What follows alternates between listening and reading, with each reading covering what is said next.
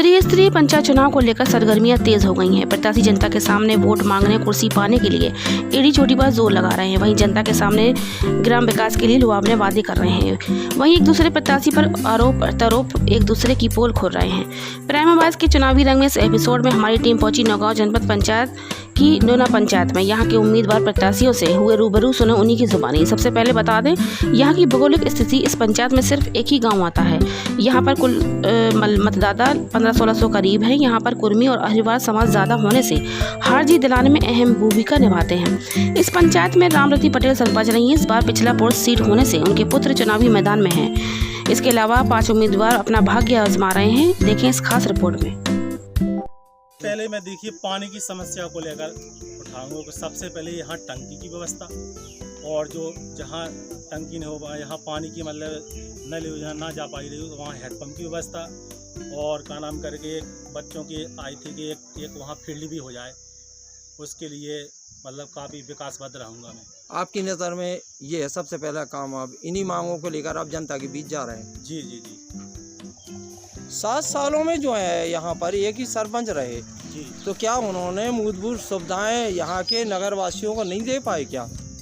जो इस तरीके की समस्याएं आ रही हैं, यहाँ पर देखा जा रहा है कि गंदगी पड़ी है, इस तरह पानी की व्यवस्था है, तो आप इसमें आप क्या कहना चाहेंगे? इस 7 साल की कार्यकाल में जो विकास हुआ है उसकी मैं मतलब बुराई तो नहीं करना चाहती, लेकिन उसका जो जन समस्या है वो जनता बता देगी कि यहाँ पे क्या किया है क्या नहीं किया है। क्योंकि आपको दिख रहा है कि एक तो मोदी जी का स्वच्छता अभियान चल रहा है, उसके तहत देख रहे हैं कि आप कितना कचरा पड़ा है, यहाँ पे भी कूड़ा लगा, यहाँ पे भी हो रहा है, तो बता रहे हैं कि हनोना नंबर 1 में आ रहा है, प्रमाण पत्र ले रहे हैं भाई। मुद्दे रहेंगे चुनाव में जाने के, क्या लोगों की जनता के बीच आप जाएंगे तो क्या करेंगे, किस उससे आप वोट मांगेंगे, क्या फिर आत्मार्थता है? जो हमारे ग्राम पंचायत की अति आवश्यक ज़रूरतें हैं, जैसे कि गांव में नाली की बहुत गंभीर समस्या है। जो कि आपने देखा होगा कि गांव में कई जगह गंदगी फैली हुई, पानी बह रहा है पूरी नालियों में, रास्ताओं में, उसको ठीक किया जाएगा।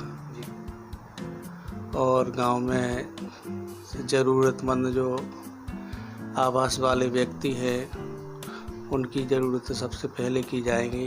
क्या अभी तक ऐसा होता रहा है कि कुछ लोगों के पास मकान भी है, लेकिन जिनके पास मकान नहीं है उनको मकान नहीं मिलते हैं, और जिनके पास पहले से भी है उनको दूसरे मकान व्यवस्था वो दिए जाते हैं। जो वास्तविक उसके हकदार होते हैं उन्हें नहीं मिल पाते हैं भ्रष्टाचार के कारण।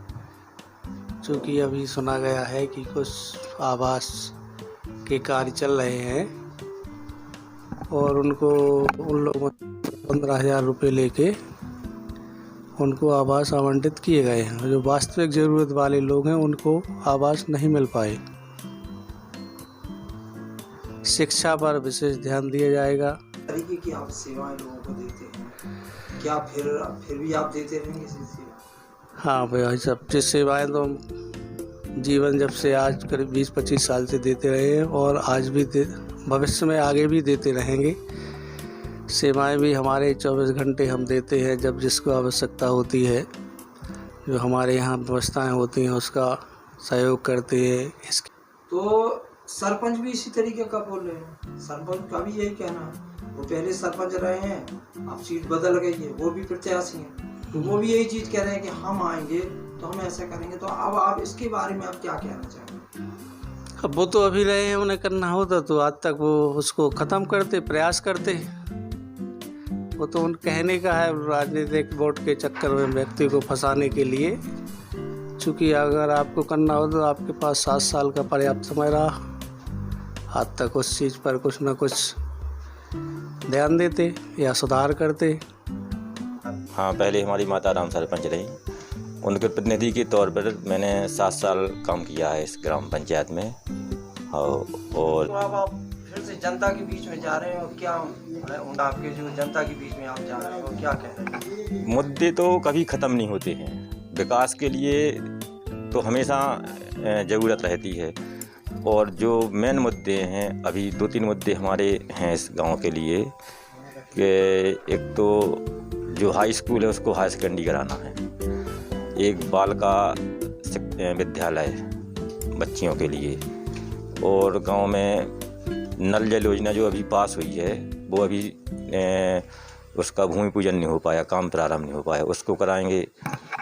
और गांव में नालियों की व्यवस्था थोड़ी अभी डिस्टर्ब है, तो नालियों की व्यवस्था, और यही है गांव में। आप 7 सालों में नहीं करा पाए, फिर आप आश्वासन फिर से दे रहे हैं जनता की भी, तो इसका कितना आपके ऊपर विश्वास कर रही है जनता, कैसे विश्वास? इसका क्या है, नाली बहने का एक कारण होता है, जो भी काम होता है उसकी एक समय सीमा होती है। जो सीसी रोड डले वो हमसे पिछले समय के डले, ग्राम पंचायत काम करा सकते हैं।